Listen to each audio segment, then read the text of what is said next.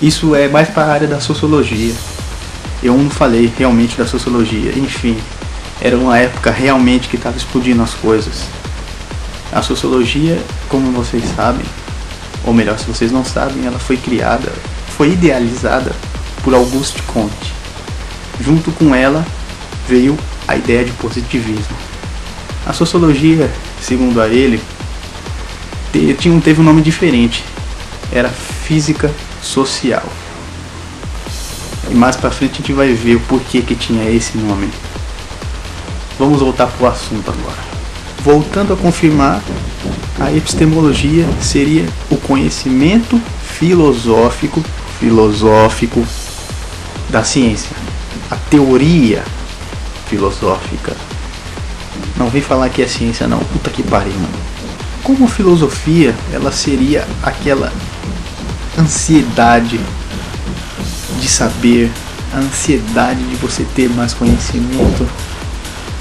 Chegou uma hora em que esse conhecimento, que era só teoria, se transformara em prática. Aí foi quando começou a surgir a ciência, que seria a dominação do conhecimento, a dominância daquele conhecimento. Seria o prolongamento da justificativa científica. Pense tipo o seguinte: a filosofia, ela era, em sentido amplo, a pegada de todo o conhecimento, aquele prazer de conhecer. Só que com o tempo e com com a expansão industrial, precisava mais que a filosofia se apontasse ao fenômeno social. É o que estava acontecendo na época. Quando eu falo assim, o fenômeno social, eu estou falando disso, aquele momento histórico, vamos dizer assim. Então, precisava de que a filosofia, ela fosse, além de ser uma teoria, também ela fosse aplicável. Então, aquelas que eram muito viajadas, vamos se lembrar aqui de Platão, com o seu idealismo, não servia. Precisava mais de algo que fosse aplicável, que pegasse bem a fundo o pensamento burguês daquela época. Como o próprio Machado Neto falou no seu livro, o perfil burguês. A ciência, ela realmente fazia isso. Era adotada pro regime burguês. Então a filosofia que era fora disso daí não tinha aplicabilidade nenhuma, então não servia para aquela época. Por isso que teve muitos autores que falavam que a filosofia era inútil. Se olharmos por um lado, aquelas muito viajosas eram inúteis mesmo para aquele momento histórico que estava acontecendo, que eles precisavam estudar a sociedade. Então só a filosofia aplicável que seria valorosa naquela época. Por isso que ocorre a sistematização, por esse motivo. Essa daqui não, essa daqui sim, essa daqui serve, vamos colocar essa daqui porque essa daqui faz parte dessa daqui. Houve uma sistematização.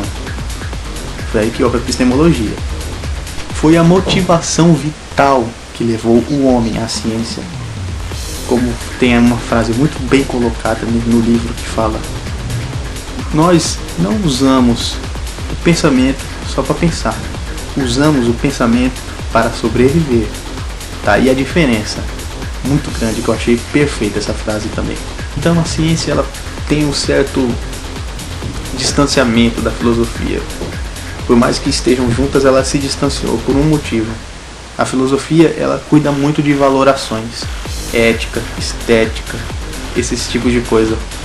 A ciência não é, ela não tem valores axiológicos. Quando eu falo isso daí, é valores, axiologia, entendeu? É mais ou menos isso. Não tem isso. A ciência, ela quer ficar imparcial, ela quer a imparcialidade.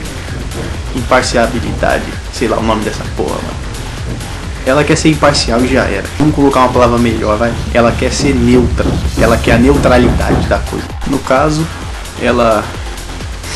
tudo aquilo que é verificável, tudo aquilo que a gente pode ver, verificar e testar, ela é aceita pela ciência. Ao contrário disso, não tem como. Ela não fala que existe nem que não existe, só fala que não pode ser provado, então não pode ser objeto de ciência.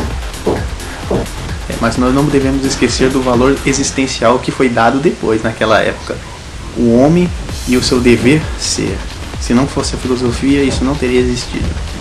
Tá vendo só? Pois nós somos quase, vamos dizer assim, quase valoração. O tempo todo a gente está valorando. Então, aí a gente vê uma coisa bem interessante, não é? E isso é realmente verdade. Se você parar para pensar um pouquinho, a gente tem muita valoração, tem aquele juízo de valores o tempo todo. Então uma filosofia sem valoração não é filosofia. Como vocês podem ver, várias divergências que tiveram, que hoje em dia, na nossa história, já foram quebrados. Já foram quebrados até porque inventaram também agora a filosofia da ciência também para explicar a epistemologia. Então foi quebrado. A filosofia, ela é a teoria, não tem como sair. E ela também tem aqueles ramos, ela não pode sair das valorações. E é muito interessante para ela valores sobrenaturais, coisa que a ciência ela é neutra sobre isso, já que isso é inverificável. Então para ela é uma coisa que ela não pode verificar, então para ela fica no meio termo. Ela nem luta e nem apoia. E chegamos ao final da nossa aula com uma frase que tá no final do livro, que é... No final do livro não, tá bem no final dessa página, que fala sobre a epistemologia como a dominação do mundo que é levada à prática da ciência. E é basicamente disso, a vocação da ciência, ela é a dominância do mundo, a dominação do mundo. Mas eu não estou falando aquele sentido, dominar o mundo, não. Estou falando de manipulação sobre a física, a biologia, esse tipo de coisa. É desse jeito que eu estou falando. Não estou falando daquele negócio, não. Senão daqui a pouco vai falar assim, isso é Illuminati, esse tipo de coisa. Não. Então, terminamos a aula por aqui. A próxima a gente vai entrar dentro da ciência social. Então, é na próxima terça-feira, não é? Você ficou meio calado hoje. Eu tô tentando até agora entender esses bugs aí todinho que você falou aí. É meio estranho, mas só que verdadeiramente teve um quebra-pau danado nessa época aí, pelo que eu tô vendo, pra tentar afastar a filosofia. Isso é meio ridículo, pô. Esse Conte aí, por mais que ele seja inteligente, ele era inteligente pra caramba, pô. Mas só que inventar um jeito de falar que a filosofia é criar uma filosofia científica, tirando as valorações e os entes sobrenaturais. Isso é... Como é que pode isso daí, pô? Olha, se dentro da história do direito você vê certas coisas que hoje em dia você fala assim, como é que aqueles caras faziam isso, pô? Então eu aceito o que o Conte fez. Porque se você olhar dentro da história do direito, que a gente vai ver mais pra frente, a gente vai ver cada coisa cabeluda, velho. Então, falou aí, gente. Até terça-feira e amanhã tem direito civil. Até mais. História do direito. Tá aí o negócio cabeludão, hein? Até mais, gente. Até a próxima.